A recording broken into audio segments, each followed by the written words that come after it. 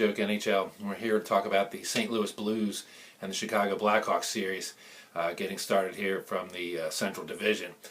Both these teams come limping into the playoffs here, literally and figuratively, as they both, Blackhawks go 5-5 in their final 10, Blues go 3-7 in their final 10.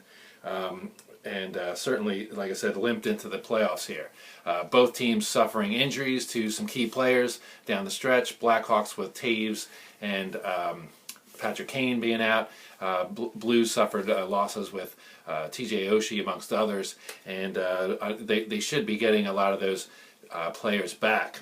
Blues finished the season with 111 points, lose out the division spot, the division lead, due to that slump going into the end. Colorado Avalanche take that over, so the Blues drop down to 111 in the second seed and host the Blackhawks here, finished with 107, but pretty much coasted the final couple weeks, or at least the last 6 games of the season after Jonathan Taves went out. They faced a little bit of a tough schedule too, playing the Blues and Boston and so forth down the stretch. And same with the Blues, they faced a pretty tough schedule, so we can be a little forgiving with what's going on there. Looking at the Formax numbers for this series, and for the season long, we have Blackhawks at 2.85 and 2.43 on defense. The Blues come in at 2.7 on offense for the season and 2.22 on defense. So both these teams certainly playing decent hockey, in that front there. Chicago scored four or more in 36 games on offense, and defensively gave up the max in 17 games. That's a really nice differential there to show the defensive power of the Blackhawks. We certainly know a lot about their deep lines and offense, but defensively they have one of the best teams in the league defensively. In their final 20 games, they scored the maximum 7 times, and they gave up the maximum 5 times. So nothing really, to deter from that great differential during the regular season.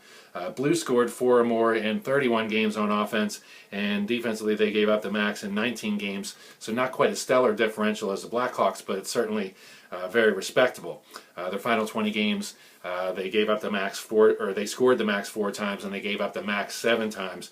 Coming down the stretch, you'll see these numbers. Basically in the other, just as in the other videos I did, the 20, broke it down into 20, 15, 10, and 5 game intervals to close out the season after the Sochi Olympics.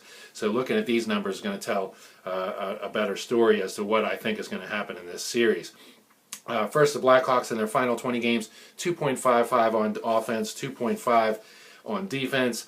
Final 15, 2.6 on offense, 2.53 on defense.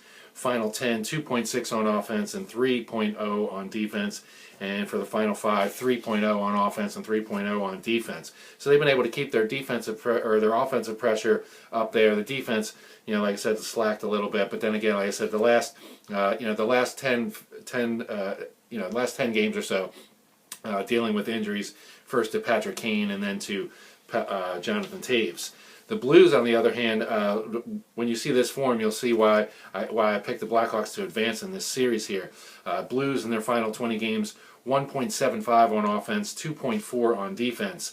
Final 15 games, 1.33 on offense, 2.60 on defense.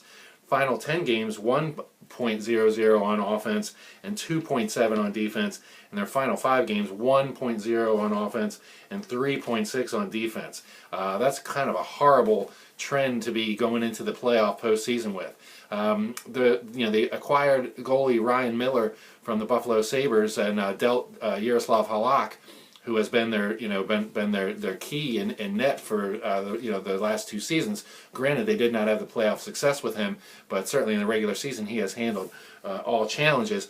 And they get Ryan Miller, coming from a Buffalo squad that hasn't always been a winning squad, and so kind of a question mark here, especially the way they come down the stretch. The way they collapsed and gave up the division is really not really not the kind of momentum that you're looking for here. So I think the Blackhawks, with getting Taves and Kane back, and they're both healthy, and Quenneville, I was reading, is going to shift up the lines, putting Patrick Kane on the 3rd line. I sent out a tweet. I said if you can put Patrick Kane on a 3rd line on your team, you might have a deep team, and the Blackhawks certainly do.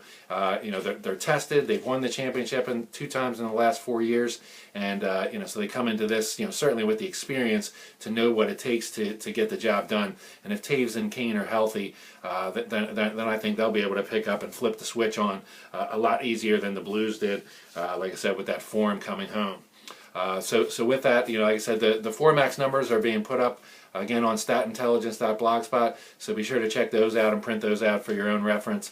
And doing these, like I said, sometimes doesn't come over on video as well as if you don't have the numbers printed in your hand. I like to do all that when I do my handicapping as well, so certainly no fault there. And like I said, you can also follow at Jeff's blog for recaps of every game with some meaningful statistics that I look at. Total shots on goal, actually total shots period, which is comprised of shots on goal, shots blocked, and shots missed. So you kind of get a good feel for, generally the more shots a team generates generally means that they're spending more time in the offensive zone and dictating play. So it kind of gives a good indicator as who was controlling the flow of the game a lot more. Plus, another great thing with the total shots is if you see a game that's where teams blocking a lot of shots and so forth. Sometimes if it's a low-scoring game, the books will see that it was low scoring, kind of keep the total down, and the public will be looking to keep the total down. But when you look at that total shots, if it's an expanded number, sometimes you can jump on some overs at some really juicy prices.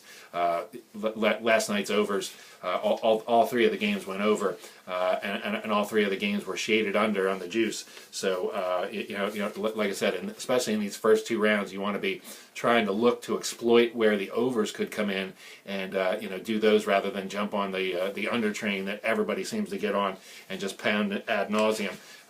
Thinking that defense and goaltending wins championships. It does, but that really doesn't show itself until the final two rounds of the playoffs, in my opinion. So with that, let's drop the puck here, but even more importantly, let's make some money.